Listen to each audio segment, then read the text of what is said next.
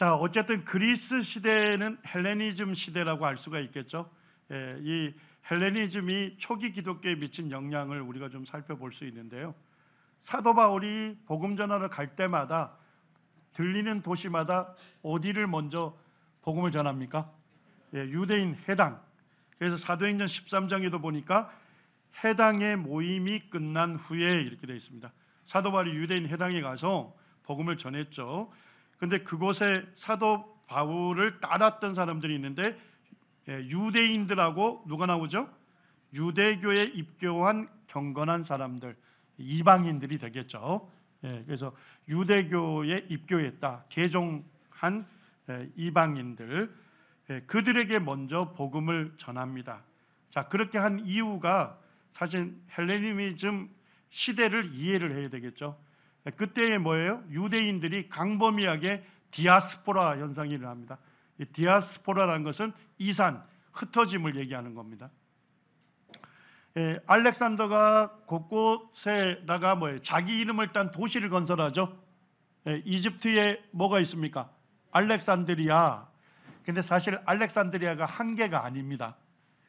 역사적으로 보면 70개 이상의 알렉산드리아를 건설했어요. 그러니까 자기 이름을 따라서 새로운 도시를 건설한 겁니다. 자, 그럼 도시를 건설하려면 건설했으면 거기에 이주민들이 있어야 되겠죠? 그 이주민들 중에 많은 사람들이 누구예요? 유대인들이 거기에 이주당했던 것입니다. 그 다음에 이제 이 유대 땅이 프톨레미와 셀루쿠스 왕조의 지배를 받았잖아요. 그때마다 또 여러 번의 이 흩어짐이 있었고, 그 다음에 페르시아에서 유대인들이 세 차례 귀환을 했습니다만 전부가 다 귀환했습니까? 아니죠. 거기에 남았던 사람들이 많습니다. 그래서 유대인들은 뭐예요? 가는 곳마다 뭘 지었습니까? 해당을 지었어요. 그 도시에 남자 성인 몇 명이 있으면 해당을 지을 수 있었죠? 10명입니다.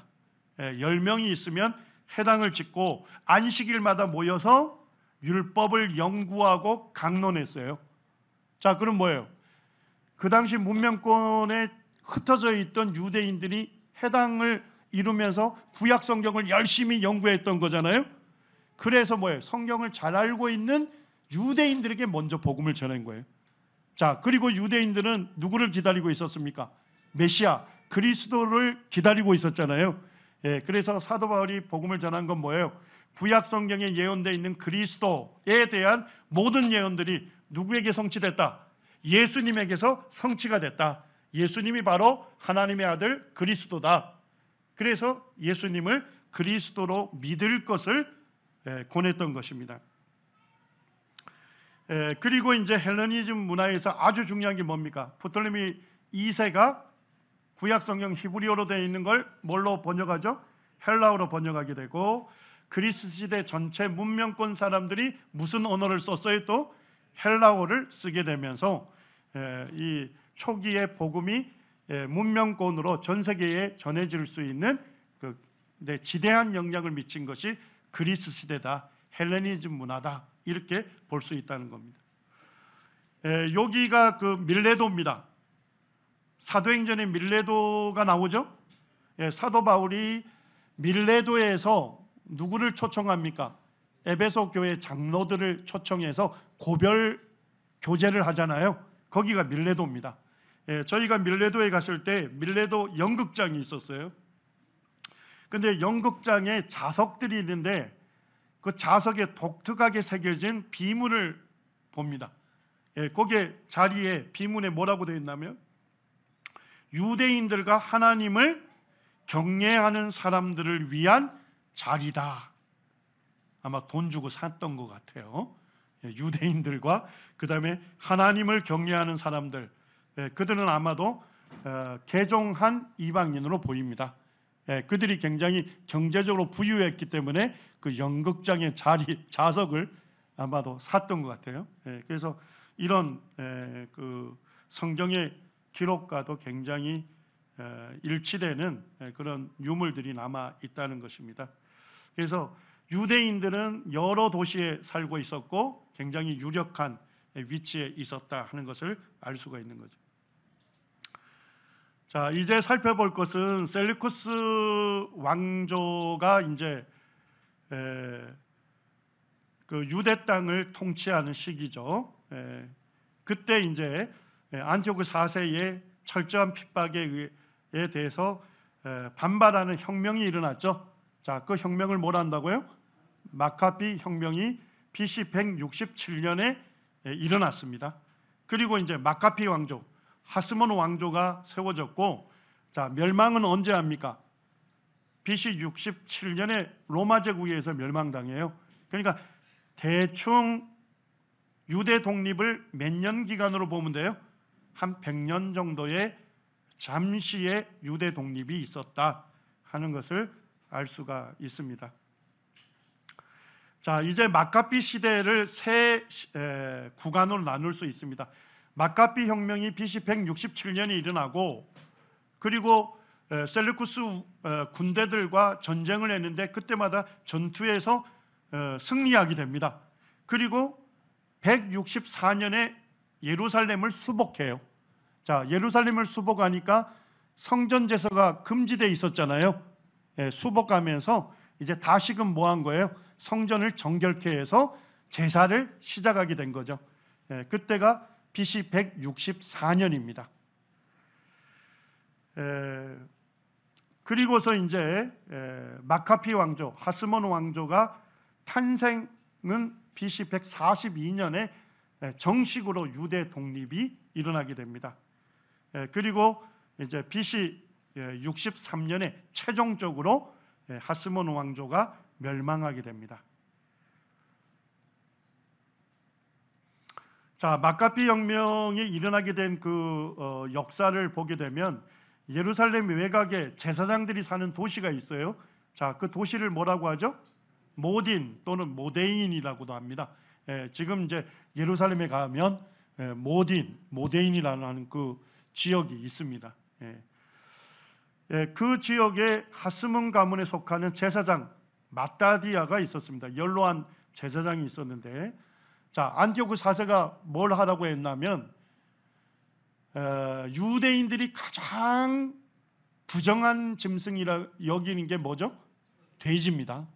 유대인들이 가장 부정한 동물로 여기는 그 돼지를 희생해서 그 돼지 피를 제사에 뿌리도록 요구를 한 거예요. 그러니까 이 연로한 제사장 마따디아가 거기에 반발해서 어떻게 하느냐? 그것을 명령한 관리를 어떻게 해요? 죽입니다. 죽이고 아들 5명과 함께 고프나 산지로 피신을 하게 돼요. 자, 근데 거기에 이미 누가 있었어요? 셀루쿠스 왕국의 박해를 피해서 왔던 경건한 사람들인 하시림이라는 사람들이 있었어요. 그 그룹들과 결합을 해서 게릴라전을 펼치게 된 겁니다. 그리고 BC 165년에 아버지가 죽고 셋째 아들 유다가 이제 지휘를 했는데, 유다가 게릴라전의 아주 명수였던 것 같아요. 그래서 유다에게 사람들이 마카피라고 별명을 붙여준 겁니다. 자, 근데 마카피 뜻이 뭐예요? 망치. 그러니까 효과적으로 그 셀루쿠스 군대들을 효과적으로 타격을 했던 것 같아요. 오늘날 우리 보면 아이들 두더지 게임 하잖아요. 튀어나오면 바로 이렇게 망치로 가격하듯이 이 게릴라전이니까 이 셀루쿠스 군대들을 이렇게 효과적으로 타격을 해서 연전연승을 하게 되고 BC 164년에 예루살렘을 수복합니다. 그리고 더럽혀진 성전을 정화해서 BC 164년 12월에 성전 재봉헌을 해요.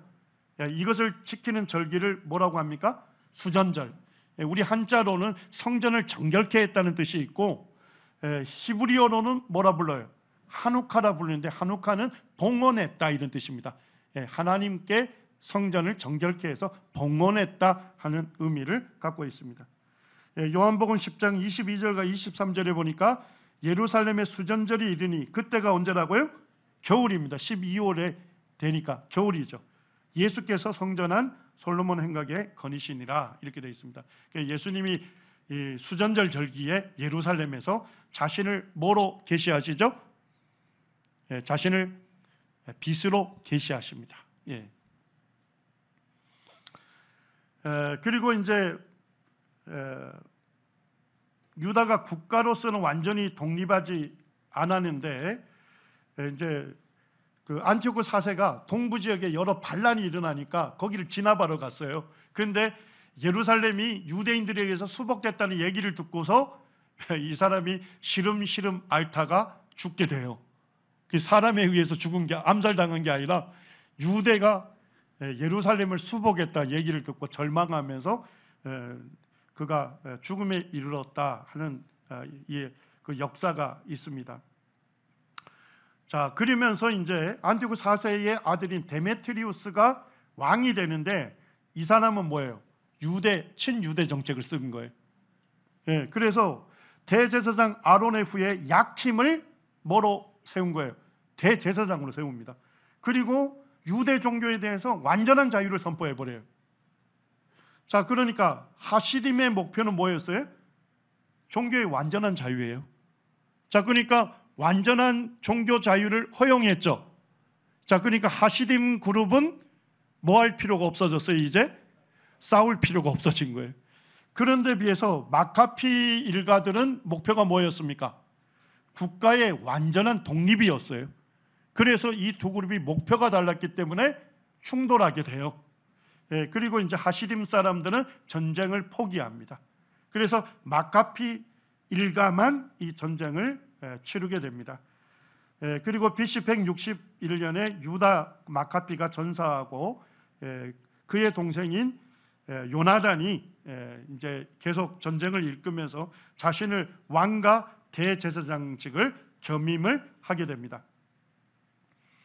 자, 요게 이제 마카피 가문에서 순서대로 이제 그 전쟁의 지도자로 치르게 된 것을 쭉 제가 정리를 한 겁니다. 그러다가 둘째 아들 시몬 때에 유대가 뭐로 세워져요? 독립국가로 세워졌습니다.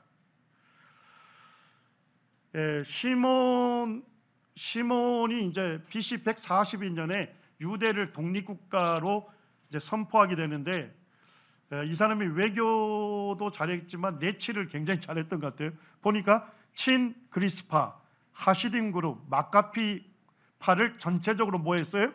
국민 대통합을 이루었죠. 그러면서 이제 유대 독립국가가 탄생이 됐습니다. 그 다음에 이제 요한 힐카누스 왕 때가 굉장히 중요한 일이 일어납니다. 자, 우리 보면 사마리아 사람들하고 유대인들 간에 어떻습니까?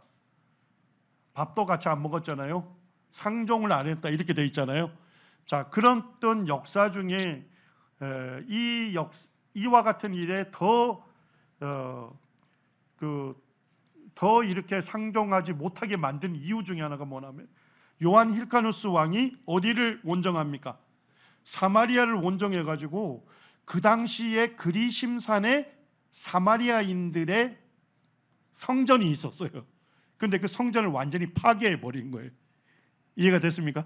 그러니까 사마리아 사람들 유대인들을 원수 취급을 하게 된 거예요. 서로 더 상종하지 않게 됐고, 그 다음에 두 번째 아주 중요한 사건은 뭐냐면 유대의 남쪽에 이둠의 지역이 있거든요. 이들은 에돔의 후예들입니다. 에돔의 후예들인데 그 이두메를 정복하고 어떻게 했어요? 거기에 있는 사람들을 전부 다 강제로 유대인으로 개종시켜 버렸어요. 자, 이 개종당한 사람 중에 유력한 사람이 누굴까요?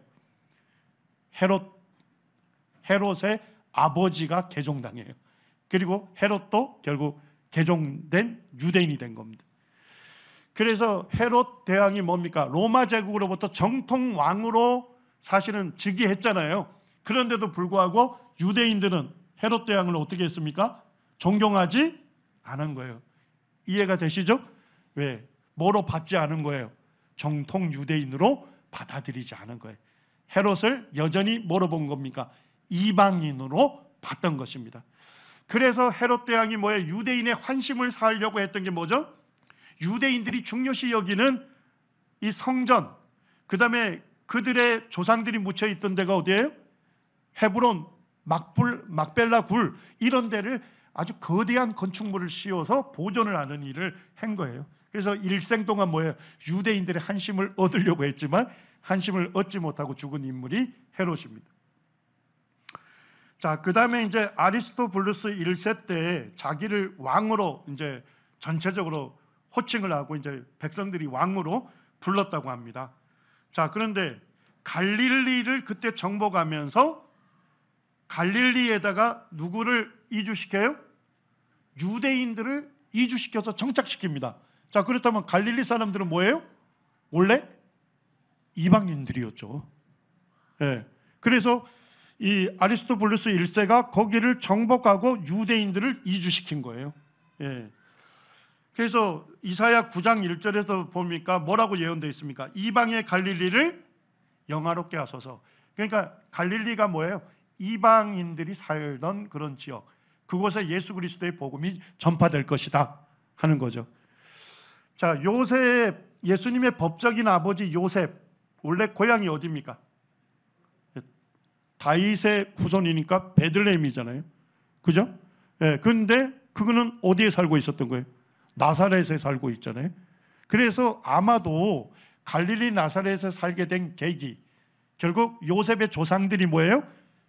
아리스토블루스 1세 때 그때 갈릴리를 정복하면서 유대인들을 이주시켰잖아요. 베들레헴에 있던 요셉의 조상들도 그쪽으로 이주된 것으로 보이고 그곳에 갈릴리 나사렛에 정착하게 됐다, 이렇게 볼 수가 있는 것입니다. 여기가 세겜입니다. 세겜. 자, 세겜에 딱 가면 세겜의 뜻이 무슨 뜻일까요? 히브리어로 어깨. 자, 제 어깨를 한번 보시기 바랍니다. 이 건장한 제 어깨를 보게 되면 양쪽에 이렇게 어깨가 봉우리처럼 보이죠? 좀 더 올릴까요? 예, 그래서 세겜에 가게 되면 이 양쪽 어깨처럼 두 개 산이 보여요. 예, 그래서 왼편 남쪽에 있는 게 그리심산, 그 다음에 북쪽에 있는 게 에발산입니다.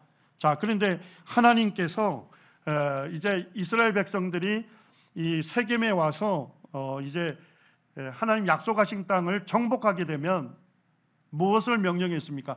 그리심산에서 뭘 선포해라? 축복.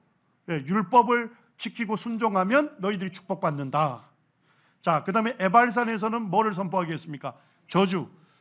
하나님의 율법을 불순종하게 되면 저주가 임한다, 이렇게 선포하게 했습니다. 자, 그렇게 선포한 이유를 아시겠어요? 그리심산은 뭐가 많아요? 나무들이 많은 생명력이 넘치는 곳이에요. 축복의 땅이죠. 축복의 산. 자, 에발산은요? 민둥산, 황폐한, 저주받은 산이죠. 그래서 아마도 이 산에서 축복과 저주를 선언하라는 겁니다. 그렇기 때문에 사마리아 사람들이 성전을 어느 산에다 건축했다는 거예요? 그리심산에다 건축하게 된 겁니다. 그래서 그리심산에 올라가게 되면 성전이 파괴된 터가 보입니다. 자, 이 때가 언제다? 요한 힐카누스 왕 때 사마리아에 있는 성전이 파괴가 된 겁니다. 이 사건을 통해서 사마리아인과 유대인들이 더 상종치 않게 되는 그와 같은 결과를 빚게 된 겁니다. 그 다음에 있는 게 알렉산더 얀네우스 때, 사실은 신구약 중간 사이에 약간 100년 정도 독립한 시기였잖아요. 그때 솔로몬 이후에 최대의 영토를 차지하게 됩니다. 그 다음에 살로메 알렉산더가 이제 왕이 되는데, 살로메 하니까 뭐예요? 여성의 이름이죠. 그래서 신구약 시대 정당한 경로로 왕이 된 최초의 여왕이 됩니다. 살로메. 그때 국민 대통합이 이루어지고 종교적으로 문화적으로 부흥기가 일어나요. 자, 근데 문제는 뭐였을까요? 그 사후에 맏아들에게 왕위를 넘겨줬는데 항상 제국이 망할 때는 뭐로 끝나요? 왕자들 간에 서로 왕이 되겠다는 다툼 때문에 제국이 문을 닫잖아요. 마찬가지로 살레메 이후에 두 왕자 간에 왕위 전쟁을, 왕위를 서로 왕이 되겠다는 전쟁 때문에 결국 BC 63년에 로마의 폼페우스 장군에 의해서 하스몬 왕조도 이제 멸망을 하게 된 것입니다. 이 땅이 알렉산더 얀네우스 왕 때의 유대 땅입니다. 어마어마했죠. 솔로몬 왕 이후에 최대 영토를 차지했습니다. 이제 제가 말했던 그 하스몬 왕조의 계보 쭉 정리가 돼 있으니까요. 성도님들이 보시면 되겠습니다. 자, 그 다음에 이제 우리가 신구약 중간사에서 중요한 게 뭡니까? 이때 예수님 시대에 사두개파가 있죠. 바리새파가 있잖아요. 신구약 중간사 때 일어나게 됩니다. 이들 모두가 다 뭐예요? 하시딤의 후예로 봅니다. 경건주의자로 봅니다. 그래서 하시딤과 마카피 가문이 충돌했죠. 목표가 달라서 그때 사두개파, 바리새파, 에세네파로 분파된 것으로 봅니다. 자, 사두개파는 주로 누가 이루고 있죠? 귀족하고 제사장 계급이 이루고 있어요. 자, 그러니까 다른 평민이 들어갈 수 있습니까? 없습니까? 그래서 폐쇄적인 집단을 이뤘고요. 주로 제사장들이었기 때문에 어디 중심으로 활동했습니까? 성전. 그래서 예수님 때 뭐예요? 성전의 대제사장도 사두개인이었잖아요. 그 다음에 거기에 보면 대부분 통치하는 그 사내들인의 많은 사람들이 사두개파 사람들이었습니다. 사두개파라는 이름이 유래한 것은 크게 두 가지 썰이 있어요. 하나는 제사장 사독에서 유래했다는 썰이 있고, 또 하나는 히브리어로 의로운이라는 뜻을 갖고 있는 단어가 뭐죠? 차독, 차다크라고 하는데 거기에서 파생했다 하는 썰이 있습니다. 자, 근데 이 사두개파는 보면 사두개파가 생긴 이후로 쭉 면면을 보게 되면 전부 다 특징이 뭡니까? 권력과 결탁을 했어요. 자, 헬라 사람들이 통치할 때는요, 친헬라파였습니다. 하스몬가가 세워졌을 때는요, 친하스몬파. 그 다음에 로마 제국이 지배를 받을 때는요, 친로마. 그래서 이 사두개파의 특징이 권력과 결탁한 특징이 있고, 자, 성경도 뭐만 정경으로 인정했습니까? 모세오경만 인정하고 장로의 전통을 인정하지 않았습니다. 그리고 메시아 대망 사상이 없었고 천사와 영적인 존재를 믿지 않았습니다. 그래서 사도행전 23장에도 분명히 말씀하죠. 사두개인은 뭘 믿지 않아요? 부활도 없고 천사도 없고 영도 없다. 그렇지만 바리새인들은요, 다 있다. 이렇게 서로 다른 점을 얘기하고 있습니다. 자, 사두개파가 생긴 이후에 성전이 언제 파괴가 됩니까? AD 70년에 로마 제국의 타이터스 장군이 와서 예루살렘 성을 파괴하고 성전을 완전히 불태웠잖아요. 자, 성전이 사라지니까 제사가 이루어지지 않았겠죠? 자, 그러니까 누가 필요 없어요? 제사장 그룹이 필요 없어요. 그래서 사두개파는 성전이 파괴된 것과 동시에 사두개파가 종말을 고했다 이렇게 봅니다. 자, 그럼 오늘날 유대인들은 전부 어느 파에 소속된 사람들일까요? 바리새파의 후예들로 보고 있습니다.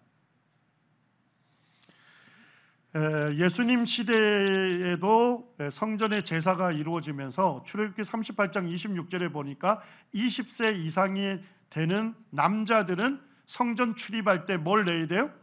성전세 반세겔을 내야 되잖아요. 예수님 시대에도 이건 냈었나요? 예수님도 내셨잖아요. 그죠? 그때 썼던 동전이 이겁니다. 여기에 보니까 성전세를 내는 반세겔에 얼굴이 초상이 그려져 있는데 그 초상이 누굽니까? 헤라클레스의 초상이 있어요. 헤라클레스가 누군지 아시죠? 그리스의 신이잖아요. 신의 초상이 그려져 있고 뒤쪽에 이제 독수리 문양이 있는데 이 동전이 두로에서 만든 동전이에요. 그런데 무게가 성전세 반세겔과 딱 일치하는 거예요. 그런다고 해서 성전세로 이 헤라클레스, 사실은 이방의 신이 새겨져 있는 이 동전을 사용했다. 굉장히 아이러니컬하죠. 그러다가 AD 67년과 68년에 그때 당시에 뭐예요? 로마의 지배를 받고 있었잖아요. 자, 유대인들은 계속 로마 지배를 받으면서 무엇을 꿈꾸었습니까? 유대 독립을 꿈꾸었습니다. 그래서 1차 유대인 저항 운동이 일어나는데, 자, 그때의 동전을 성전세를 내는 반세겔 동전을 새로 만듭니다. 자, 그리고 거기다 뭘 새겨놨을까요? 번제용 그릇을 새겨놓습니다. 그래서 이런 초상이, 이방신의 초상이 있는 걸 폐지시키고, 그 다음에 하나님께 번제를 드리는 번제용 그릇이 새겨져 있는 그거를 반세겔 성전세로 사용을 했습니다. 하여튼 이때까지도 계속 사두개인들이 제사를 지냈다, 이런 것이죠. 자, 바리새파 사람들도 여전히 누구의 후예로 봅니까? 하시림의 후예로 보고, 파리새라는 말이 뜻이 뭘까요? 분리된 사람이다, 이런 뜻입니다. 분리된 사람. 그러면서 요한 힐카누스 통치 때 처음으로 바리새파라는 단어가 등장을 합니다. 자, 바리새파를 이루었던 사람들은 어떤 사람들입니까? 율법을 연구하는 서기관들과 학자들입니다. 율법학자들. 자, 그들은 대중에게 존경을 받았죠. 자, 그렇지만은 누구하고는 결탁하지 않았어요. 권력과는 결탁하지 않았던 평신도들이었다 하는 걸 알 수가 있고, 이 사람들이 주로 율법을 연구하고 율법을 강론했으니까 어느 중심으로 활동을 했습니까? 해당 중심으로 활동을 한 겁니다. 그래서 뭐예요? 오늘날 유대인들이 자기들은 바리새파 후예라는 이유를 아시겠죠? 그들은 곳곳에서 도시에 남자 10명만 있으면 해당 지었잖아요. 그리고 해당에 짓고 율법 연구하고 율법 강론했잖아요. 그러니까 바리새파 사람들이 주를 이루었던 것입니다. 바리새파 사람들 구약 성경 전체를 인정하고 구전법을 인정했습니다. 그러니까 장로들의 유전을 인정했죠. 종교 의식을 준수하고 율법의 정확한 해설자로 자기들을 여겼습니다. 죽은 자의 부활을 믿었고, 하나님 나라의 도래를 믿었고, 천사와 악마의 존재를 믿었고, 메시아 대망 사상이 있었습니다. 자, 그 다음에 레위기에 있는 절기 말고도 불임절은 언제 있었던지 아시죠? 에스더 때. 그 다음에 수전절은 언제였습니까? 마카비 혁명 때. 이 불임절과 수전절도 준수한 거예요. 그래서 오늘날 유대인들도 이 절기를 준수하고 있는 것입니다. 12월에 이스라엘 방문하는 사람들이 착각을 할 때가 많아요. 왜냐니까 그 사람들이 수전절을 지내거든요. 수전절에 이런 얘기를 하면 안 되는데, 수전절 절기는 뭐냐면 촛불을 밝히는 절기입니다. 그래서 이제 그 예루살렘을 수복하고 성전 안에 들어갔으니까 성전을 정결케 하고 성전 안에 불을 밝혀야 하잖아요. 불을 밝힐 때 그때 이제 올리브 기름을 써야 하는데, 이 올리브 기름을 사실은 대제사장의 직인이 찍혀서 봉인된 것만 쓸 수 있어요. 자, 그런데 그 안에 들어가 보니까 한 병밖에 없는 거예요. 근데 한 병은 며칠 용이에요? 하루만 밝힐 수 있는 용이에요. 그런데 이 올리브를 만들려면, 이 제사에 쓰이는 특별한 제조법으로 만들려면 8일이 걸린답니다. 그게 문제가 생겼죠. 그런데도 불구하고 한 병으로 불을 밝혔답니다. 그런데 기적적으로 며칠을 버틴 거예요? 8일을 버틴 거예요. 그래서 성전의 불을 끄지 않고서도 계속적으로 밝힐 수 있었다. 그래서 거기 사람들은 이 절기를 지키는데, 거기에 보면 촛대가 몇 개가 있을까요? 전부 세어보면 9개가 있어요. 근데 첫 번째 한 개는 뭘까요? 불을 옮기는 용이에요. 첫 번째 하나 켜져 있는데, 첫째 날에 한 개 밝히겠죠. 그걸로 둘째 날에 2개, 셋째 날에 3개, 여덟째 날에 8개, 9개가 전부 밝혀지는 거죠. 그러니까 수전절은 결국 불을 밝히는 거예요. 첫째 날 1개, 둘째 날 2개, 이런 식으로. 그러니까 수전절 지키는 절기에 이스라엘 가면 집집마다 뭐예요? 불바다인 거예요. 그래서 우리 그리스도인들이 가면 무슨 착각을 할까요? 이 사람들도 크리스마스를 기념하나 하는 착각을 하는데, 크리스마스를 기념하는 게 아니고 뭐예요? 수전절을 기념하고 있는 겁니다. 이런 얘기를 하면 안 돼요. 존 스토트라고 하는 유명한 설교가가 제대로 분석을 했는데, 바리새인들은 성경에 무엇인가를 더하는 사람이죠. 구약 성경 전부만 아니라 뭐예요? 구전법도 전부 인정하는 거예요. 거기에 비해서 사두개인들은요, 성경의 무엇을 빼는 사람이다. 성경 중에서 모세 오경만을 인정하는 거예요. 여기가 이제 고라신입니다. 고라신. 갈릴리에 가면 고라신이 있는데, 고라신의 유대인 해당이 발굴이 됐어요. 그리고 유대인 해당의 문을 딱 들어가면 오른편에 모세의 자리라고 기록된 그 자리가 발견이 됐어요. 마태복음 23장에 등장하죠. 2절에 보니까 서기관들과 바리새인들이 어디에 앉았습니까? 모세의 자리에 앉았다, 이렇게 되어 있습니다. 그래서 유대인 해당에는 서기관과 바리새인 중에서 해당 장이 모세의 자리에 앉아요. 자, 거기에서 해당에서 하는 게 뭐였다고요? 율법 연구하고 강론하는 거잖아요. 그와 같은 것을 전부 주재했던 사람이 누구예요? 모세의 자리에 앉은 해당 장인 거예요. 이해가 되시죠? 실제 성경에 그렇게 기록이 되어 있는데, 그곳에 가면 모세의 자리가 지금도 보존되어 있습니다. 그런데 예수님 뭐라 하시죠? 그러므로 무엇이든지 그들이 말하는 바는 행하고 지키되 그들이 하는 행위는 뭐하지 마라? 본받지 마라. 그들은 말만 하고 행하지는 않는다. 어쨌든 바리새인들이 뭐는 확실히 한 것 같아요? 성경을 정확하게 해설은 했던 것 같아요. 그러니까 예수님 뭐냐면 그들이 하는 말은 듣더라도 그들이 행위는 뭐하지 마라? 본받지 마라. 왜냐니까 잘 가르치지만 잘 행하지 않는다. 그래서 이 말씀을 전하는 분들이 평생에 새겨야 할 말씀이죠. 그래서 성경 교사들은 말로 가르치고 삶으로 본을 보이는 사람이다, 이렇게 주님께서 정의해 주신 겁니다. 자, 이제 마지막으로 에세네파입니다. 에세네파도 바리새파와 같이 하시딤의 신앙 고백을 계승했는데, 이 사람들은 뭐예요? 쿰난 동굴과 같은 수도원적인 공동생활을 했습니다. 거기에 장로들이 있어서 장로들의 지도하에서 공동생활하고 공동으로 식사하고 공동재산을 운영했어요. 그리고 그들은 성전이 유대교의 중심이 될 수 없다고 봤습니다. 그래서 이 부패하고 타락한 사두개인들이 드리는 제사를 인정하지 않았습니다. 그리고 하나님께 드리는 진정한 제사는 뭐라고 본 거예요? 율법을 준수하는 것이다. 이런 마음을 갖고 있었고, 믿음을 갖고 있었고, 메시아 대망 사상을 갖고 있었습니다. 그들이 이제 쿰난이라는 지역에서 그들이 이제 수도원적인 생활을 했는데, 예루살렘이 여기에 있습니다. 여기 사해 보입니까? 사해의 맨 꼭대기에서 동쪽으로 이은 그 산 꼭대기가 예루살렘이 됩니다. 그 다음에 아래쪽에 여리고가 있죠. 그 다음에 쿰난이 있습니다. 사해 바로 옆이죠. 그래서 여기 보면 유대 강야가 끝나고 사해가 펼쳐지는 이곳이 바로 에세네파 사람들이 공동체를 이루면서 거주했던 쿰난 지역이 되겠습니다.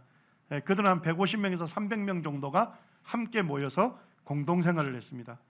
거기 가면 공동체의 공동작업장이 있어요. 함께 일을 했고, 그리고 함께 공동으로 식사를 했습니다. 그리고 그들은 아침마다 뭐 했을까요? 미크베라고 하는 정결 예식을 행했습니다. 거기 갔더니까 미크베가 굉장히 많아요. 물이 담겨져 있는 거죠. 그래서 그들은 뭐예요? 아침마다 깨끗한 물로 몸을 씻어요. 그들이 육체를 깨끗하게 씻음으로써 그들의 영혼도 정결케 된다는 믿음을 가졌습니다. 자, 그들이 하루 중에 했던 대부분의 일은 뭐였을까요? 공동으로 구약 성경을 필사하는 겁니다. 뺏기는 거예요. 사본을 만드는 일을 했고, 쿰난 지역에서 뭐가 많이 발견됐습니까? 잉크통들이 굉장히 작은 잉크통들이 굉장히 많이 발견이 됐습니다. 자, 그런데 예루살렘이 언제 함락하게 되죠? AD 70년에 함락이 돼요. 그리고 함락됐을 때 유대인 중에 일부가 어디로 이주했을까요? 어디에 가서 결사항전을 하잖아요? 마사다. 예. 자, 그래서 뭐예요? 마사다는 가만히 둔 게 아니에요.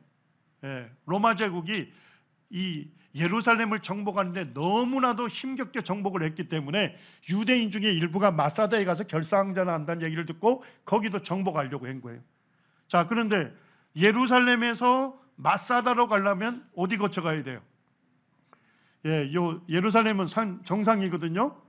예, 그래서 협곡이 여리고입니다.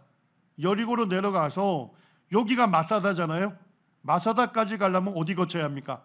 쿰난 거쳐야 돼요. 그래서 쿰난에 있었던 에세네파 사람들이 무슨 정보를 들은 거예요? 예루살렘을 정복하고 로마 군인들이 지금 마사다로 가고 있다, 우리에게로 오고 있다는 정보를 들어서요. 그래서 그들이 어떻게 합니까? 자기들이 뺏겼던 사본들이 있죠. 그게 파괴가 될까 봐 전부 다 동굴 속으로 숨겨놓습니다. 그리고 에세네파 사람들은 어떻게 했어요? 전체가 흩어진 거예요. 그리고 로마 제국 사람들이, 군인들이 떠나간 다음에 다시 모이기로 했는데 다시 모이지는 못했던 겁니다. 그래서 에세네파가 역사 속에서 사라지게 된 겁니다. 예, 거기 동굴 안에 가면 이런 항아리가 있고, 항아리 안에 그들이 뺏긴 사본들이, 가죽 두루마리들이 그 안에 가득히 있었어요. 그 사본들을 쿰난이 어느 곳에 가까이 있었습니까? 사해에 가까이 있었기 때문에 그 사본들을 뭐라 불러요? 사해사본이라고 부릅니다. 자, 사해사본이 왜 중요할까요? 우리 형제자매님들이 지금 갖고 있는 이 구약 성경이 있죠. 구약 성경은 이것을 번역한 사본이 되는 게 뭐냐면 마소라 사본이었습니다. 자, 근데 마소라 사본은 언제 뺏긴 사본이에요? AD 900년에 뺏긴 거예요. 자, 구약 성경 말라기는 언제 기록이 완전히 맞춰졌죠? BC 400년에 맞춰졌는데 마소라 사본은 AD 900년이죠. 자, 그러니까 몇 년 간격이 됩니까? 1300년 동안 뭐 한 거예요? 뺏겨서 마소라 사본이 만들어졌겠죠. 자, 그러니까 성경을 하나님의 말씀으로 받기가 어려운 자유비평가들은 무슨 오해를 할까요? 1300년이라는 긴 기간 동안 뺏기는 과정을 통해서 뭐가 일어났을 거다? 수많은 오류가 생겼을 거고, 자기들이 볼 때 모순이 있는 것은 모도하고 교정도 하고, 없는 것은 추가도 하고, 뭐 이런 식으로 추가와 삭제가 일어났을 거다, 변질이 됐을 거다. 그래서 구약 성경 전체를 믿을 수 없는 성경으로 얘기를 했습니다. 요 마소라 사본을 알레포 코덱스라고도 합니다. 자, 원래 구약 성경 자체는 어떻게 기록했습니까? 두루마리에다 기록했잖아요. 그걸 말 그대로 두루마리라 불러요. 자, 근데 코덱스라는 것은 뭐냐면 히브리어를 어떻게 쓴 겁니까? 가로로 써서 우리가 갖고 있는 책처럼 제본한 거를 코덱스라고 해요. 이해되시죠? 그 다음에 이제 최종적으로 보관됐던 곳이 시리아의 알레포라고 해서 알레포 코덱스다 이렇게 붙입니다. 그리고 이제 필사하는 분들 중에 마소라 전통에 의해서 필사했다 해서 이 사본을 뭐라고도 불러요? 마소라 사본이라고도 불러요. 자, 그런데 놀라운 것은 뭐예요? 사해 사본이 언제 것으로 밝혀진 거예요? BC 250년에서 125년 사이에 기록된 사본으로 학자들 간에 대부분 동의하는 결론이 있게 된 거예요. 자, 그러면 마소라 사본보다 최소한 대략 몇 년 이상 앞서요? 100년 이상, 자, 1000년 이상 앞서잖아요. 맞습니까? 예. 그러니까 학자들은 이 사해사본을 발견했을 때 제일 궁금한 연구가 뭐였을까요? 1000년 간격을 보이는 마소라 사본하고 사해사본 간의 내용이 일치하느냐 불일치하느냐, 이거에 대해서 굉장히 관심이 있었겠죠. 자, 일치 정도가 낮아요. 불일치가 심해. 그러면 뭐예요? 우리가 갖고 있는 마소라 사본은 많이 변질된 거예요. 자, 그런데 내용상 일치한다면요, 전혀 오류 없이 정확한 사본이 전달됐다, 이렇게 볼 수 있는 겁니다.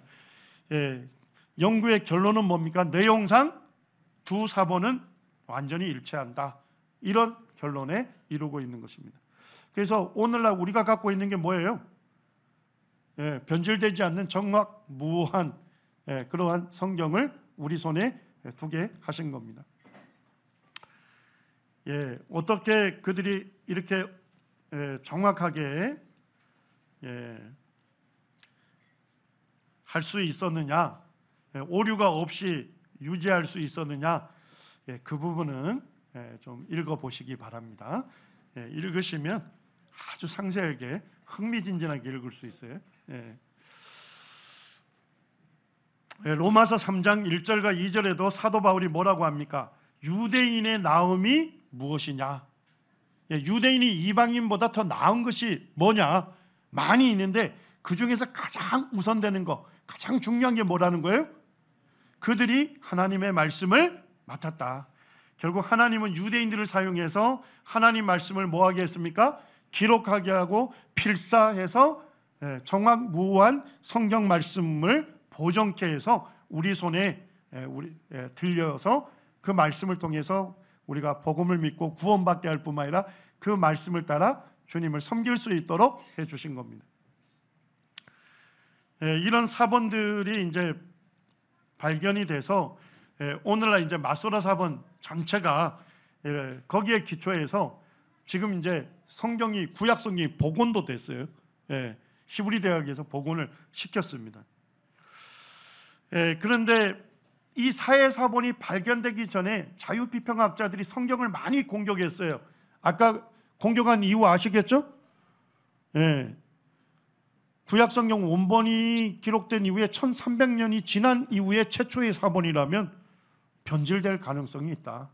그리고 가장 많은 문제를 제기했던 게 뭘까요? 이사야 53장입니다.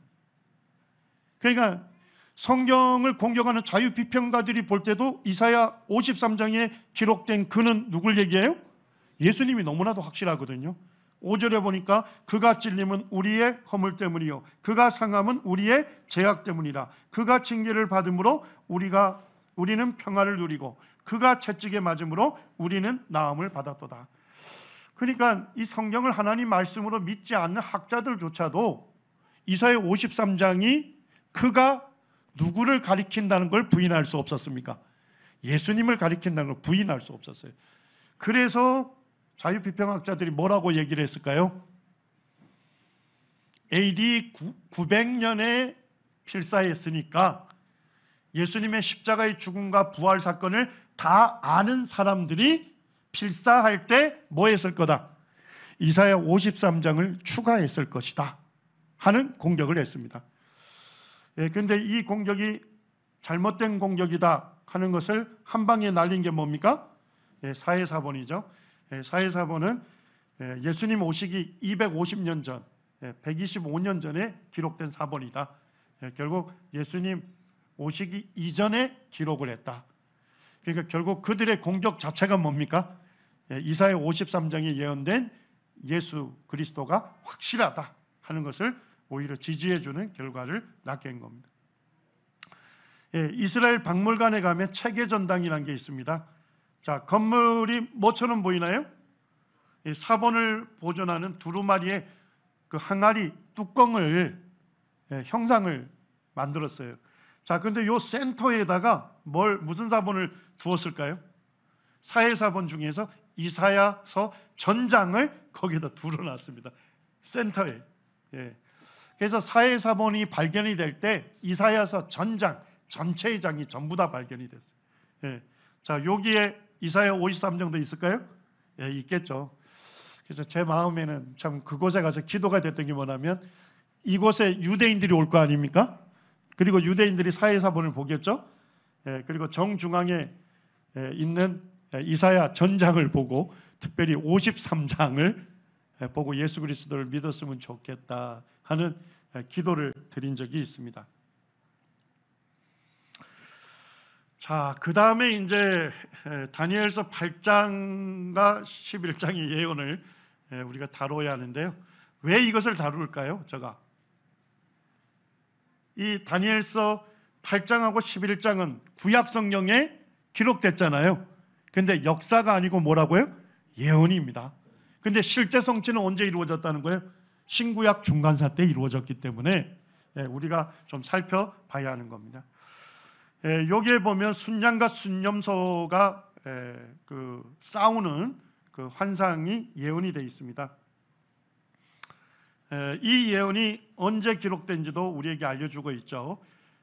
벨사살 왕 제3년이라면 BC 546년에 기록이 됐습니다. 자, 그런데 다니엘이 어떤 환상을 보죠? 3절에 보니까 두 뿔 가진 순양이 등장을 하죠. 자, 근데 그 중 두 뿔 다 길었다 이렇게 되어 있죠. 뿔은 힘을 상징합니다. 자, 근데 두 뿔이 다 길었다는 건 두 뿔 다 힘이 셌다 이런 얘기인데 그 중 한 뿔은 다른 뿔보다 길었답니다. 근데 그 긴 것은 언제 나왔대요? 나중에 나왔다. 그리고 이 순양이 어디를 치받습니까? 서쪽과 북쪽과 남쪽을 치받아요. 자, 그러면 이 순양은 어디에서 등장했을까요? 동쪽에서 등장했겠죠. 동쪽에서 등장해서 서쪽, 북쪽, 남쪽을 치받고 있는 거죠. 자, 이 두 뿔 가진 순양은 누구를 상징할까요? 우리 형제님들이 뭐 염려하실 필요가 없어요. 해석해 주고 있습니다. 다니엘서 8장 20절에 두 뿔 가진 순양은 뭐다? 한 뿔은 메대, 한 뿔은 바사 이런 얘기죠. 자, 그런데 두 뿔 중에 누가 더 길어요? 바사가 더 길다. 바사가 더 긴 걸 어떻게 합니까? 역사적으로 메대는 BC 9세기에 등장하고 바사는 BC 7세기에 등장해요. 누가 늦게 나온 건지 알겠죠? 나중에 나온 것이 더 길었다. 결국 페르시아가 더 강력해서 메데 페르시아 제국을 형성하게 된 겁니다. 자, 그 다음에 동쪽에서 이렇게 등장했잖아요. 메데 페르시아가. 자, 서쪽을 치받습니다. 서쪽이 어디죠? 바벨론 제국을 정복했죠. 북쪽을 치받습니다. 리디아 왕국을 정복했죠. 남쪽을 치받습니다. 이집트 왕국을 정복할 것을 예언했는데 그 예언을 그대로 이룬 거죠. 여기에 보니까 메데 페르시아 제국의 많은 그 유물들이 잔해 유물을 보니까 뭐로 많이 형상화했습니까?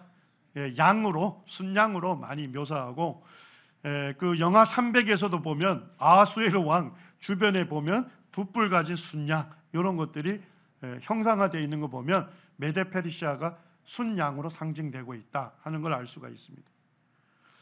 자, 이 환상을 보고 또 다른 장면의 환상이 등장하죠.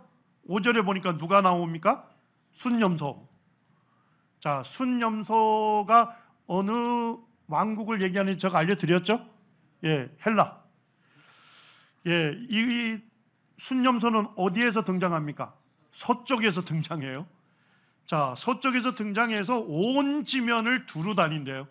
엄청나게 정복하는 것 같아요. 자, 그런데 발이 땅에 뭐하지도 않아요. 닿지도 않는다는 것은 엄청난 속도로 정복해 갈 거다 하는 걸 예언하고 있죠. 자, 그리고 그 염소의 두 눈 사이에는 뭐가 있다? 현저한 뿔, 쉽게 얘기하면 아주 두드러지게 긴 뿔 하나가 있다 이런 얘기죠. 자, 그런데 이 현저한 뿔을 가진 염소가 어떻게 해요?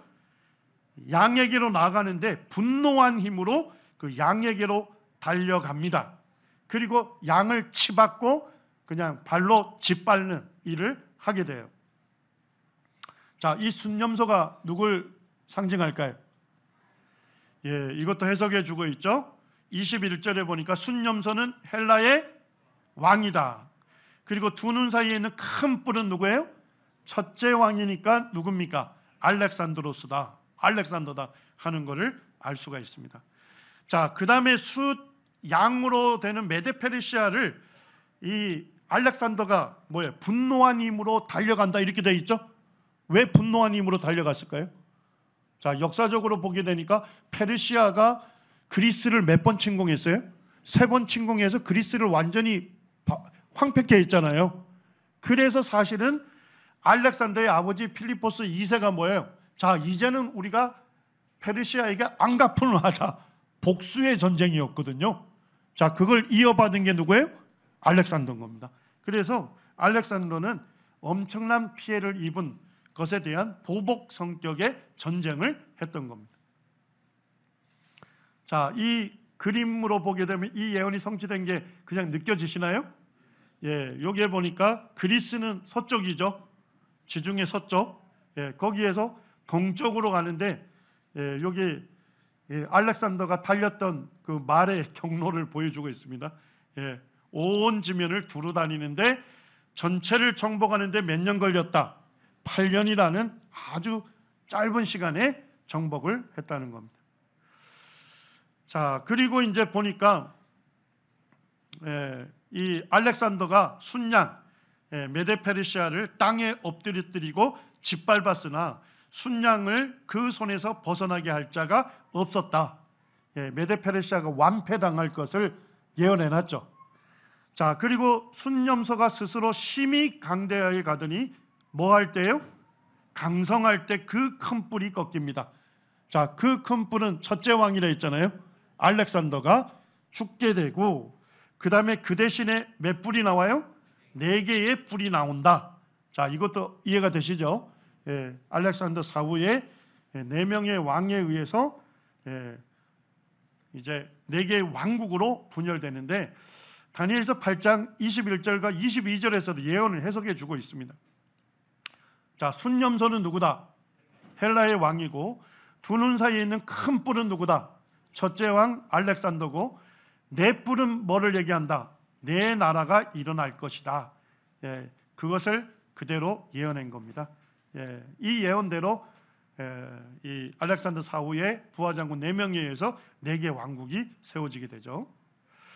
자, 다니엘서 8장 9절에 보니까 4개의 뿔 중에서 4개의 뿔 중에 한 뿔에서 뭐가 나옵니까?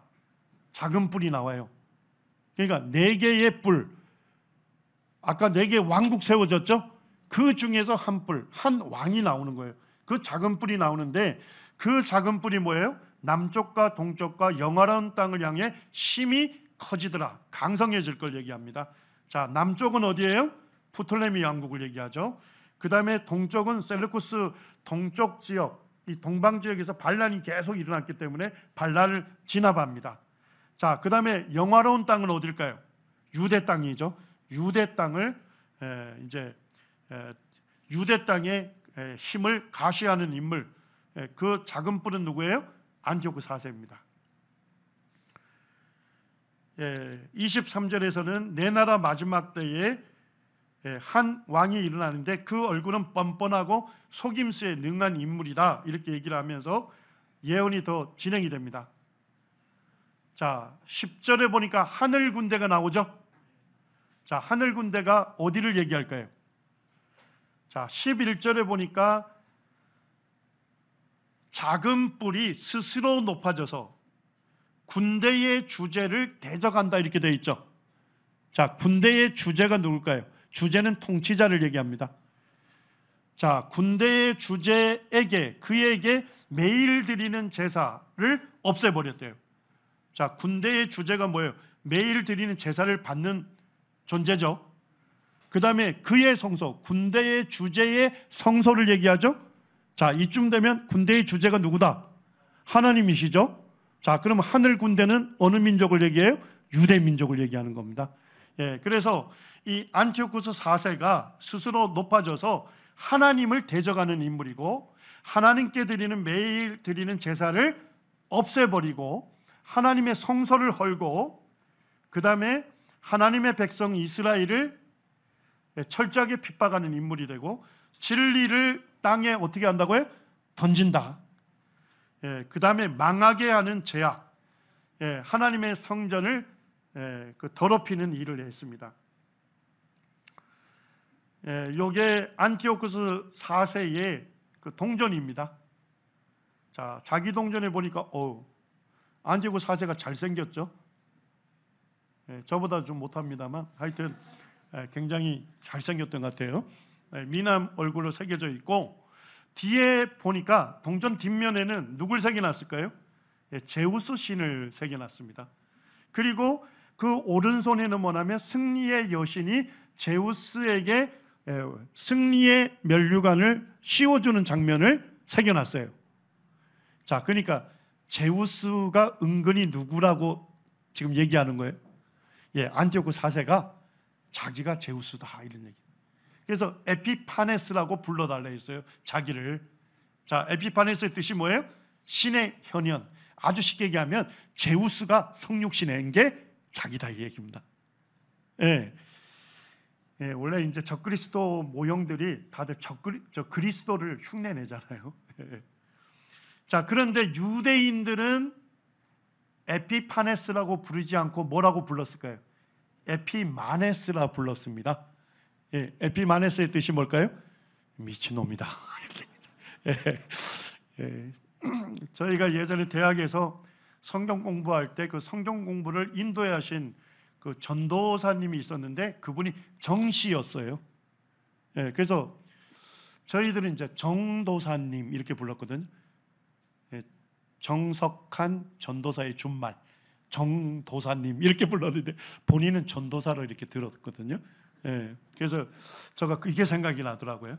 예, 아마 안티오크 4세에게 에피마네스라 했는데 본인은 뭘로 들어요?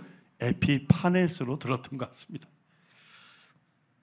자, 이걸 보게 되면 안티오크 4세가 스스로 높아져 군대의 주제이신 하나님을 대적한 인물이다 하는 것을 알 수가 있죠. 그리고 이미 말씀드렸습니다만 이 안티오크 4세가 프톨레미 왕국을 침공했죠. 이집트. 그거를 이제 7차 시리아 전쟁이라는데 이때 뭐예요? 로마 장군 포필리스에 의해서 수모를 당하죠. 그리고 돌아가다가 어디를 들른다고요? 예루살렘에 들러서 철저하게 이 하나님의 성전을 더럽히는 일을 하게 하죠. 그래서 다니엘서 11장 31절에도 보면 안티오크 4세 군대들이 안티오크 4세의 편에 서서 성소를 뭐 했대요? 더럽혔다 이렇게 되어 있습니다. 그래서 안티오크 4세가 유대인들이 가장 부정한 동물로 여기는 뭐요? 돼지 한 1000마리를 희생시켜서 그 피를 제단에다가 뿌렸다는 것입니다. 그리고 이 번제단에다가 제우스 형상, 신의 형상을 거기에다가 신상을 세웠다는 것입니다. 그리고 성경을 불태우는 이런 일들을 했습니다. 그래서 역사에서 보게 되면 안티오크 4세가 유대인 말살 정책을 했는데 모세의 율법을 금지시키고 성경 읽는 사람을 어떻게 했어요? 성경 불태울 뿐만 아니라 그들을 처형하고 돼지피 1000마리가 아니네요. 몇 천 마리입니까? 7000마리를 희생해서 그 돼지피를 성전에 뿌렸다는 것입니다. 유대인 10만 명을 악살하고 4만 명을 노예로 끌고 가고 할례를 금지시켰는데 할례 받은 사람과 또 그의 아버지와 할례를 행한 모든 사람을 어떻게 했습니까? 죽였습니다. 그리고 뭐예요? 할례를 행한 아이의 시체를 어디에다 걸었어요? 어머니의 목에다가 걸어가지고 그 아이가 시신이 썩을 때까지 놔뒀다. 이런 아주 그냥 잔인한 짓을 했던 것입니다. 다니엘서 8장 14절에 보니까 무엇을 예언해 줍니까? 그때의 성소가 뭐하게 될 것이다, 정결하게 될 것이다 했는데 이것이 누구를 통해서 이 예언이 성취가 됐죠? 유다 마카피를 통해서 예루살렘 수복이 됐죠? 그때가 BC 164년입니다. 성전을 정결케 하고 하나님의 성전에 불을 밝히게 됐죠. 이것을 기념하는 절기를 뭐라 한다고요? 수전절. 실제 유다 마카피라고 하는 믿음의 사람에 의해서 이 예언이 성취가 됐습니다. 자, 여기에 보니까 촛대가 전부 몇 개죠? 9개. 그래서 이 첫 번째는 불을 이렇게 밝히는 데만 쓰는 용도로 쓰고 첫째 날부터 해서 8째 날까지 촛불을 밝혀가니까 점점 환하게 밤을 밝히게 됐죠. 요한복음 8장 12절에도 예수님이 이렇게 얘기하시죠. 나는 세상의 빛이다. 나를 따르는 자는 어두움에 다니지 아니하고 생명의 빛을 얻으리다. 예수님은 수전절을 잘 이해하고 계셨죠. 성전을 정결케 해서 성전에 불을 밝힌 절기잖아요. 그래서 예수님이 자신을 어둠의 권세를 몰아내는 생명의 빛으로 자신을 계시했고 예수님을 믿고 따르는 성도들은 뭐예요? 그들이 어둠에 행하지 아니하고 빛 가운데 행할 것이다. 이렇게 말씀을 하신 겁니다. 그리고 다니엘서 8장 후반절에는 이 안티오코스 4세가 어떤 일을 할 것인지 굉장히 아주 상세하게 예언해 놨어요. 시간을 적어 봐야 하는데요. 그래서 이 23절에 한 왕이 일어난다. 안티오코스 4세를 얘기하고 그는 속임수에 능하다 이렇게 돼 있죠. 원래 이제 자기의 형이 셀루쿠스 4세인데 셀루쿠스 4세가 죽어요. 자, 그러면 누가 왕위를 이어야 합니까? 형이 죽었으니까 형의 아들이 세워져야 하잖아요. 데메트리우스인데 그 대신 뭐예요? 조카의 왕권을 찬탈하고 안티오코스 4세가 왕권을 이어요. 속임수에 능한 인물이라는 거죠. 그리고 안티오코스 4세가 장차 놀랍게 파괴 행위를 할 것이다. 성전을 부정케 하는 더럽히는 사건이 일어나죠. 그리고 그가 거룩한 백성 이스라엘을 멸할 것이다. 철저하게 핍박하는 인물입니다. 그리고 마음에 스스로 뭐하는 채 한다고요? 큰 채 한다.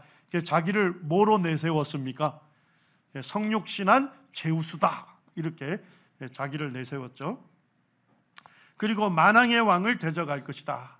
만왕의 왕은 누굽니까? 하나님을 대적하는 인물이고 그가 사람의 손으로 말미암지 아니하고 뭐 할 거다?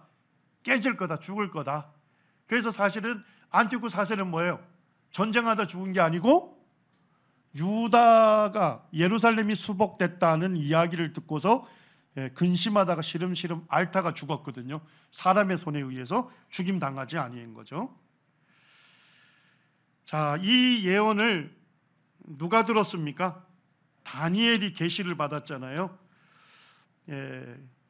27절에 이렇게 기록되어 있습니다. 이에 나 다니엘이 지쳐서 여러 날 앓다가 일어나서 왕의 일을 보았느니라. 자, 이 예언을 계시받고서 뭐예요? 너무 기진맥진해서 정사를 볼 수가 없었어요. 며칠 동안 끙끙 앓았어요. 그 이유가 뭡니까? 이 안티오코스 4세에 의해서 미래에 하나님의 성전이 완전히 더럽히고 자기 민족 이스라엘 유대 백성들이 철저하게 핍박받을 것을 생각하면서 그가 뭐예요? 정신을 차리기가 어려웠다 하는 것입니다. 그리고 이 8장 17절과 19절에는 정한 때 끝에 또 일어날 것이다. 마지막 때에 일어날 것이다. 계속 이렇게 얘기하거든요. 그래서 이제 성경 교사들은 이 성경 예언의 이중적 성취의 법칙을 적용합니다. 그래서 이 예언 전체가 가까운 미래는 누구에게서 성취되고요? 안티오코스 4세에게 성취가 되고 먼 미래 종말에는 적그리스도에게서 성취가 될 것이다. 그러니까 적그리스도의 모형인 안티오코스 4세를 잘 보면 마지막 종말에 마지막 때에 적그리스도가 어떤 일을 벌릴 것인지 우리가 상상할 수 있다는 것입니다. 자, 이제 11장 예언으로 가는데요.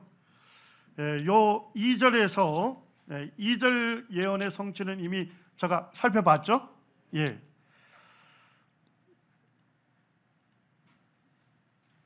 자, 그 다음에 이제 3절에서 예언을 하는데 장래에 한 능력 있는 왕이 일어날 것이다. 그는 큰 권세로 다스리며 자기 마음대로 행할 것이다. 그러나 그가 강성할 때 그의 나라가 갈라질 것이다. 자, 요쯤 읽으면 누구를 예언한 것 같아요? 알렉산더 대왕을 예언한 거죠. 그래서 강성할 때 그의 나라가 4개의 왕국으로 분열되죠. 자, 그 다음에 또 뭘 예언합니까? 그 왕권이 그의 자손에게로 돌아가지 아니할 것을 예언했죠. 유일한 자손이 누구였습니까? 알렉산더 4세였잖아요. 그런데 부하 장군 중에 카산더가 알렉산더의 아내인 록산나와 그의 유일한 아들인 알렉산더 4세를 암살을 하여서 후계 구도가 자손에게 넘어가지 않게 된 겁니다. 자, 또 자기가 주장하던 권세대로도 되지 아니할 거다 예언했습니다. 사실 알렉산더에게는 이복 동생이 있었어요. 배다른 동생. 그 배다른 동생이 필리포스 아리다이오스입니다. 아리다이오스. 누구라고요? 아리다이오스. 발음이 좀 쉽지 않아요. 집에서 많이 연습했네. 아리다이오스. 이 아리다이오스인데 이 알렉산더가 죽기 전에 유언을 뭐라고 남기냐면 이복 동생인 아리다이오스하고 알렉산더 4세에게 이 제국을 물려줄 것을 얘기합니다. 자, 그래서 부하 장군들이 알렉산더가 죽은 다음에 전부 모여서 누구를 왕으로 옹립할 거냐 결정해야 되겠죠. 그때 엄청난 격론이 있었는데 최종 합의는 이복 동생인 아리다이오스를 추대하기로 했습니다. 근데 이 아리다이오스가 문제가 뭐였을까요? 제국을 통치하기에는 적합한 사람이 아니었어요. 왜냐니까 역사에서 보면 그가 정신지체를 갖고 있었어요. 정신지체. 그렇기 때문에 합리적으로 생각하고 합리적인 결론을 내릴 수 없는 인물이었어요.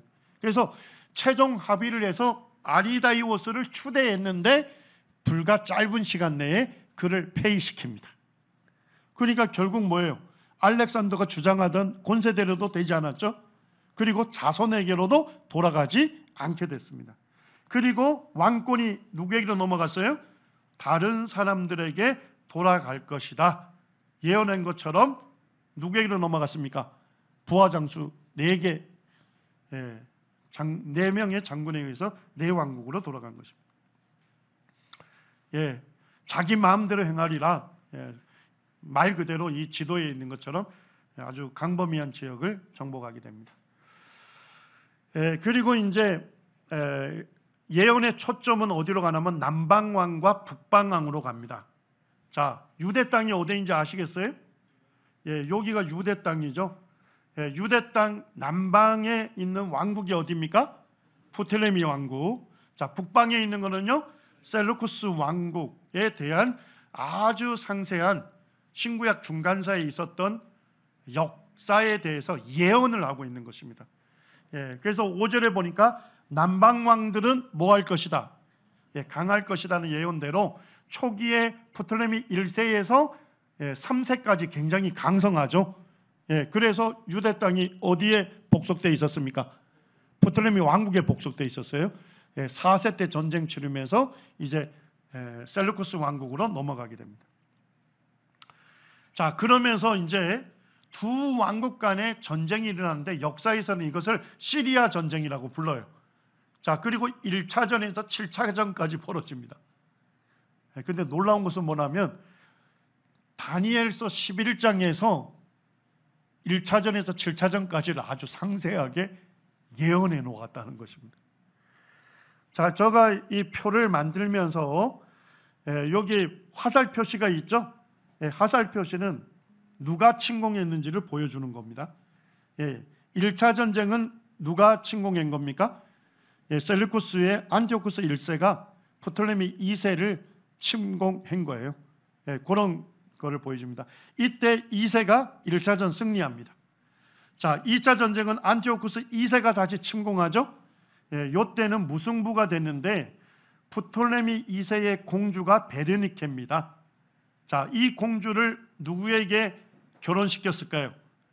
안티오쿠스 2세와 결혼을 시켜서 결혼 동맹을 맺습니다. 자, 근데 문제는 뭘까요? 이때 이미 안티오쿠스 2세가 결혼했던 유부남이었어요. 자, 그러니까 뭐예요? 이미 왕비가 있었다는 거죠. 왕비의 이름이 라오디케입니다. 라오디케가 있었는데 안티오쿠스 2세가 뭐예요? 베르니케 공주하고 결혼하려고 라오디게아 왕비를 어떻게 한 거예요? 자기 왕비를 폐위시킨 거예요. 그리고 베르니케와 결혼을 했습니다. 자, 시간이 지나다 보니까 이제 프톨레미 2세가 죽었어요. 자, 죽자마자 안티오쿠스 2세가 어떻게 했을까요? 베르니케를 버리고 자기의 원래의 아내였던 누구요? 라오디게를 다시 받아들입니다. 근데 이제 막장 드라마를 흘러요. 역사를 보면 라오디게아가 다시 왕비로 와서 누굴 죽일까요? 남편 안티오코스 2세를 죽여요. 그리고 베르니케를 죽입니다. 그리고 안티오코스 2세와 베르니케 사이에서 태어난 왕자를 죽입니다. 이 역사에 그렇게 되어 있습니다. 자, 그렇게 해서 베르니케를 죽이니까 뭐예요? 프톨레미 3세가 베르니케 동생이거든요. 베르니케 동생 프톨레미 3세가 이번에는 셀루쿠스 2세를 쳐들어갑니다. 이 라오디케의 아들이 되죠. 셀루쿠스 2세를 쳐들어가서 셀루쿠스 2세를 죽입니다. 그리고 라오디게아 왕비도 죽입니다. 전쟁을 승리하게 된 거죠. 자, 요 정도 역사를 보면 예언이 이해가 될 겁니다. 자, 6절에 무엇을 예언하고 있습니까? 남방왕의 딸이 북방왕에게 가서 화친하리라 이렇게 되어 있죠. 자, 그러면 남방왕이니까 프톨레미 왕국이죠. 거기에 딸이니까 누구예요? 베르니케 공주를 얘기하는 거죠. 자, 그리고 북방왕 셀루쿠스 왕국의 누구와 결혼해서 하친을 해요? 안티오코스 2세와 하친하게 되죠. 결혼 동맹을 맺습니다. 그러나 공주의 힘이 쇠하고 그 왕도 서지 못하고 권세가 없어질 것이다. 죽을 것을 쭉 예언해 놓은 거죠. 자, 그리고 그 공주와 그를 데리고 온 자, 그를 낳은 자, 세번역 성경에 보니까 그가 낳은 자가 되어 있습니다. 그러니까 베르니케가 낳은 자와 그때 도와주던 자가 다 뭐 할 것이다? 버림을 당할 거다. 그래서 라오디게가 복권하자마자 어떻게 했어요? 자기를 복권시켜준 남편 안티오코스 2세 죽이죠. 그 다음에 뭐예요? 베르니케를 죽이고 그 다음에 베르니케의 아들을 죽이게 됩니다. 이게 역사 속에서 그대로 성취가 된 겁니다. 자, 그 다음에 이제 프톨레미 2세 이제 3세가 등장하죠. 자, 그런데 보니까 뭐예요? 지금 라오디케아가 자기의 여동생을 죽였죠. 죽이고 뭐예요? 라오디케의 아들 셀루쿠스 2세를 왕으로 옹립하잖아요. 자, 그러니까 뭐예요? 이제 여동생의 원수를 갖게 되는 거죠. 그래서 프톨레미 3세가 셀루쿠스 2세를 침공했는데 이 전쟁을 승리하게 됩니다. 승리하면서 이제 거기에 있는 많은 유물들을 이제 배상금으로 받아가지고 오는 것이 역사에 기록되어 있거든요. 자, 그런데 7절에 뭐라고 예언되어 있습니까? 그 공주의 본 족속에서 난 자 중에 한 사람이 왕위를 이어받습니다. 자, 공주는 누구였어요? 베르니케죠. 자, 그 족속의 난 자 중에 한 사람이 왕위를 이어받습니다. 누굽니까? 프톨레미 3세가 되는 거죠. 자, 그리고 북방왕의 군대를 치러 가서 그 성에 들어가서 그들을 쳐서 이기고 그 신들과 부어 만든 우상들과 은과 금의 아름다운 그릇들을 다 노략해서 어디로 가져갑니까? 애굽으로 가져갈 거다 예언되어 있잖아요. 제롬이라고 하는 그 초대교회 교부가 쓴 책에는 이렇게 되어 있습니다.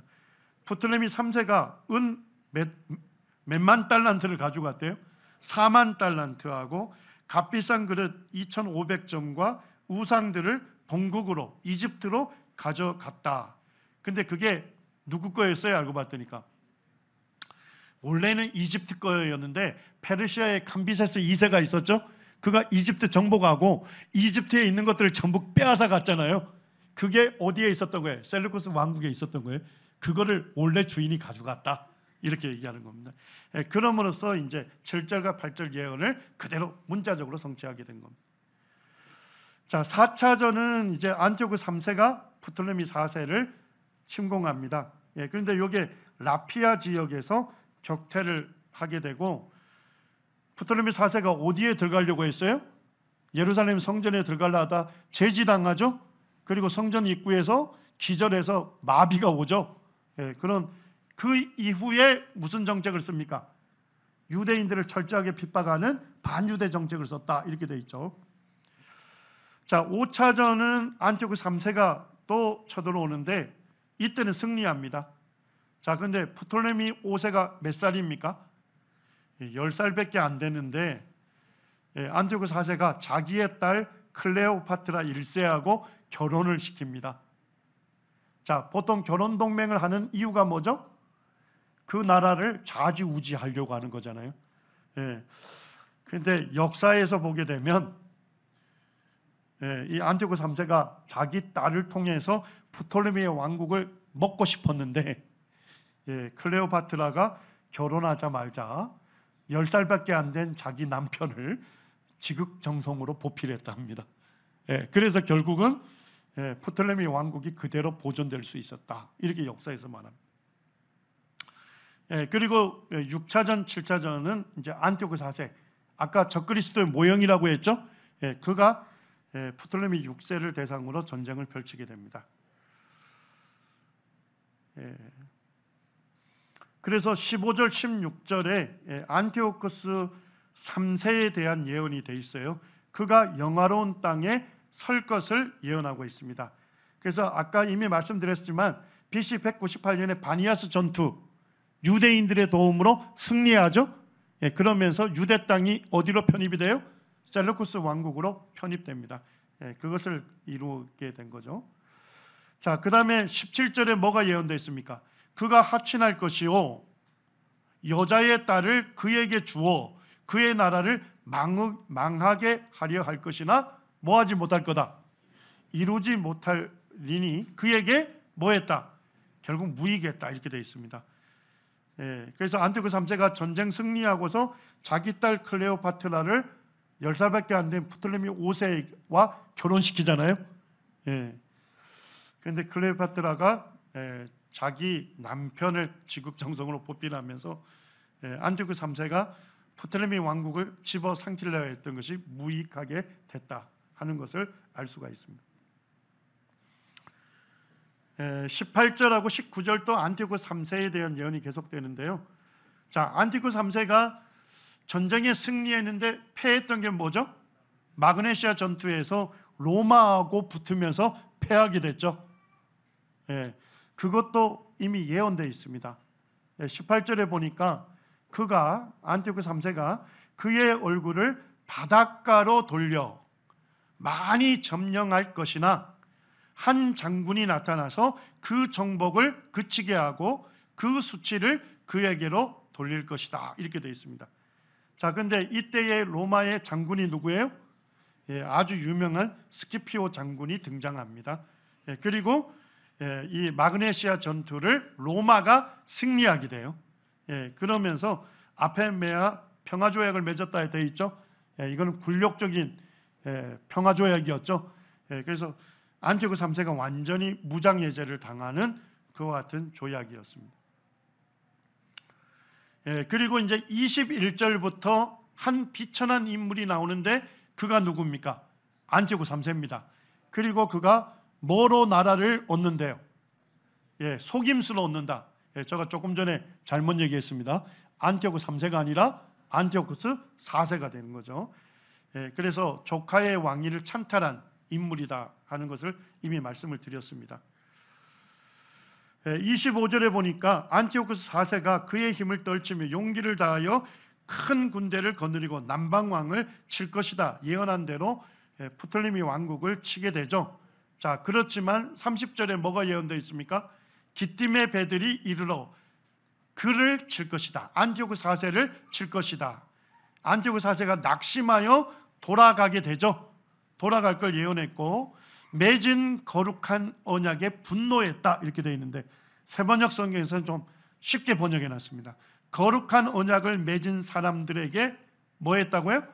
분풀이를 할 것이다. 거룩한 언약을 맺은 사람은 누구죠?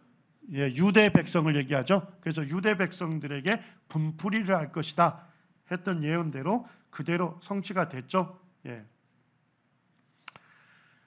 그리고 32절에 누구를 예언한 것 같습니까? 그가 또 언약을 배반하고 악행하는 자를 속임수로 타락시킬 것이다. 안티오쿠 4세가 유대에 와서 했던 게 뭘까요? 자, 셀루쿠스 왕국의 크기가 어땠죠? 규모가 4개 왕국 중에서 가장 컸죠. 자, 큰 게 좋았을까요? 사실 한 개 민족이 아니고 여러 민족들이 사실 이루고 있는 거잖아요. 그러니까 사실 셀루쿠스 왕국 내내 뭐가 일어난 거예요? 민족별로 반란이 계속 일어난 거예요, 실제. 예. 그래서 다양한 민족을 하나로 묶기 위해서 무슨 정책을 썼을까요? 헬레니즘 문화로 전체 민족을 하나로 융합시키기를 원했던 겁니다. 그래서 알렉산더도 뭐예요? 가는 곳마다 민족별로 뭘 세웠어요? 자기 이름을 따서 알렉산드리아를 건설한 거예요. 거기에 무슨 문화를 주려고 한 거예요? 예, 헬레니즘 문화를, 그리스 문명을 거기에다가 심으려고 노력했습니다. 예, 안티고 4세 때도 반란이 많이 일어나니까 뭐예요? 유대 땅을 뭘로 셀루쿠스 왕국에다 병합시키려고 했을까요? 그렇습니다. 헬레니즘 문화를 거기에 정착시키려고 했어요. 자, 그때 뭐가 만들어졌을까요? 예, 예루살렘에 가게 되면 거기에 스타디움 이런 것들이 만들어져요. 예, 전차 경기장 뭐 이런 것들이 거기에 만들어지고, 그런 이제 그곳에서 뭐예요? 그리스식 경기를 하게 됩니다. 자, 그리스 사람들은 운동 경기할 때 어떤 유니폼을 입었습니까? 예, 나체로 했어요. 예, 그래서 유대인들을 볼 때는 이건 완전히 부정한 거죠. 아주. 예. 그래서 이 경건한 유대인들은 뭐예요? 그 경기장 갔을까요? 가지 않았을까요? 가지 않았어요. 자, 그런데 뭐예요? 이 안티오쿠 4세의 속임수에 타락한 유대인들은 뭐예요? 그런 경기를 즐겼던 것입니다. 예, 그래서 이 안티오쿠 4세의 헬레니즘 그런 정책을 통해서 유대인들 중에 많은 사람들이 쏘가서 타락할 것을 예언했는데 그 예언이 그대로 성취된 거죠. 자, 그런데 오직 자기의 하나님을 아는 백성은 강하여 용맹을 떨칠 것이다, 이렇게 되어 있습니다. 자기의 하나님을 알았던 백성, 그리고 그가 강하여서 용맹을 떨쳤던 인물, 누굴 얘기하죠? 예, 마카피를 예언해 놓은 것입니다. 예, 그래서 성경을 하나님 말씀으로 믿지 않는 자유비평가들이 뭐예요? 이거는 마카피가 확실하다, 이렇게 얘기를 해요. 자, 그러기 때문에 예언이 아니고 뭐일 거다? 역사일 거다. 그래서 다니엘서 전체가 언제 기록이 됐을 거다? 마카피 혁명 이후에 기록됐을 거다 하는 주장을 펼치는 겁니다. 이해가 되셨나요? 예. 근데 그와 같은 주장이 사실은 잘못된 주장이라는 것을 한 방에 날리는 증거가 있어요. 조금 이따 이제 마지막에 볼 겁니다. 예, 그 다음에 33절에 뭘 예언합니까? 백성 중에, 유대 백성 중에 지혜로운 자들이 무엇을 할 것을 예언했습니까? 많은 사람을 가르칠 거다. 뭘 가르칠까요? 율법을 가르치고 율법을 준수할 것을 이렇게 가르쳤겠죠. 자, 그 가르치는 일로 그들이 어떻게 됐습니까? 예, 성경을 소지한 사람들이 모두가 죽임당했고, 성경을 읽는 자가 발견이 되면 즉시 죽임당한 거예요. 그리고 성경을 전부를 불태우게 된 겁니다. 할례를 행하도록 가르쳤겠죠. 예, 할례를 행하도록 가르친 사람, 할례를 수행한 사람은 누구죠? 랍비들이죠. 그들도 다 죽임당했습니다. 그래서 유대인들을 10만 명을 학살한 거예요.